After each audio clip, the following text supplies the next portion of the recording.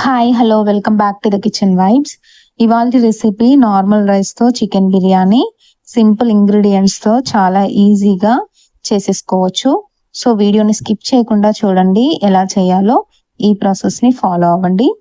ముందుగా 1/2 kg చికెన్ని నీట్గా వాష్ చేసుకున్న తర్వాత 1.5 స్పూన్ కారం వేసుకోవాలి.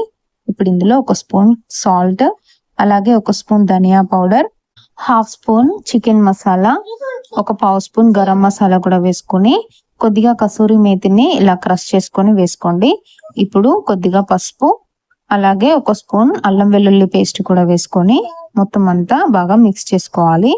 ఈ మసాలాలని చికెన్ కి బాగా పట్టించిన తర్వాతనే మనం ఇందులో కర్డ్ వేసుకోవాలి.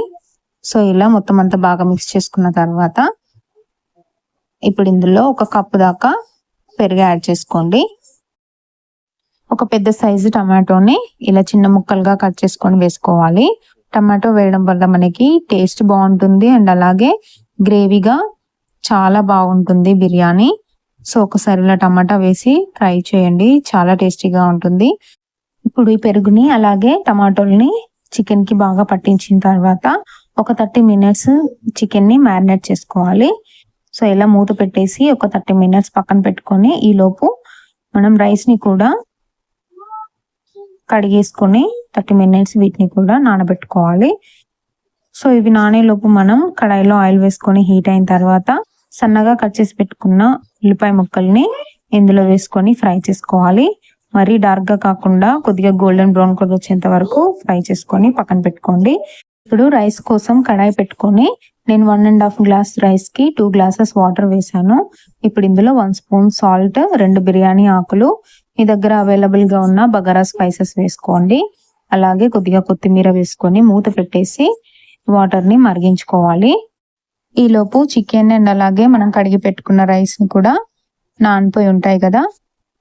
సో మ్యారినేట్ చేసుకున్న చికెన్ లో కొద్దిగా ఫ్రైడ్ ఆనియన్స్ అండ్ అలాగే చిన్నగా కట్ చేసి పెట్టుకున్న ఉల్లిపాయ ముక్కల్ని, పచ్చిమిర్చి, కొద్దిగా కొత్తిమీర కూడా వేసుకొని మనం ఆనియన్స్ ఫ్రై చేసుకున్న ఆయిల్ ని కూడా ఇందులో కొద్దిగా యాడ్ చేసుకోవాలి. సో ఇలా వేసుకున్న తర్వాత మొత్తం అంతా బాగా గట్టిగా ప్రెస్ చేసుకుంటూ వీటిని చికెన్ కి పట్టించాలి. సో ఇలా మొత్తం అంతా కలుపుకున్న తర్వాత మనం ఆనియన్స్ ఫ్రై చేసుకున్నాం కదా, అదే కడాయిలో ఈ చికెన్ ని కూడా వేసుకొని మీడియం ఫ్లేమ్ లో చికెన్ ని ఉడికించుకోవాలి. చికెన్ ని డైరెక్ట్ దమ్ కూడా చేసుకోవచ్చు, కానీ ఇలా ఫ్రై చేసుకోవడం వల్ల టేస్ట్ చాలా బాగుంటుంది. సో మూత పెట్టేసి ఇది ఉడికేలోపు మనం రైస్ ని కూడా ప్రిపేర్ చేసుకోవాలి. సో వాటర్ మరుగుతున్నప్పుడు ఇలా మనం నానబెట్టుకున్న బియ్యాన్ని కూడా ఇందులో వేసేసుకొని ఒకసారి మొత్తం అంతా మిక్స్ చేసుకోవాలి.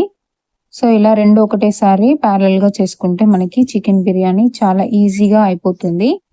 సో ఇప్పుడు మూత పెట్టేసి ఒకసారి చికెన్ ని కూడా మనం మధ్య మధ్యలో ఇలా చెక్ చేసుకోవాలి.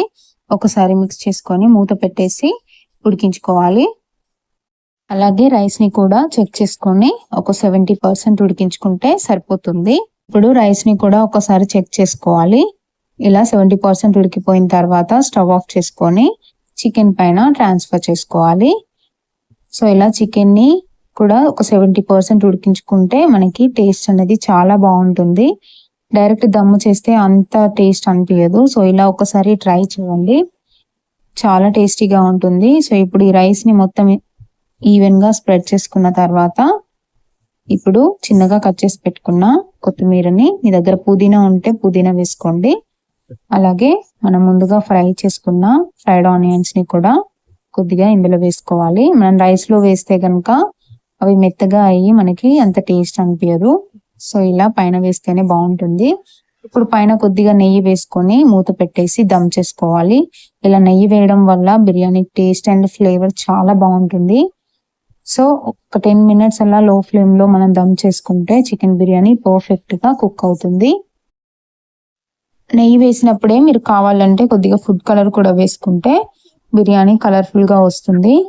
సో నేను ఫుడ్ కలర్ ఏం యాడ్ చేయలేదు. సో ఇప్పుడు ఒకసారి రైస్ ని చెక్ చేసుకొని మూత పెట్టేసి ఒక 15 మినిట్స్ అలా రైస్ ని వదిలేయాలి. అలా వదిలేయడం వల్ల రైస్ మనకి కొద్దిగా మగ్గిపోయి రైస్ పుల్లలు పుల్లలుగా వస్తుంది. వెంటనే సర్వ్ చేసుకుంటే మెత్తగా అవుతుంది. కాబట్టి ఒక 15 మినిట్స్ తర్వాత మనం సర్వ్ చేసుకుంటే చాలా టేస్టీ బిర్యానీ రెడీ అయిపోయింది. సో తప్పకుండా ఈ ప్రాసెస్లో ట్రై చేయండి. వీడియో నచ్చితే కనుక ఛానల్ని సబ్స్క్రైబ్ చేసుకోండి. And thank you for watching.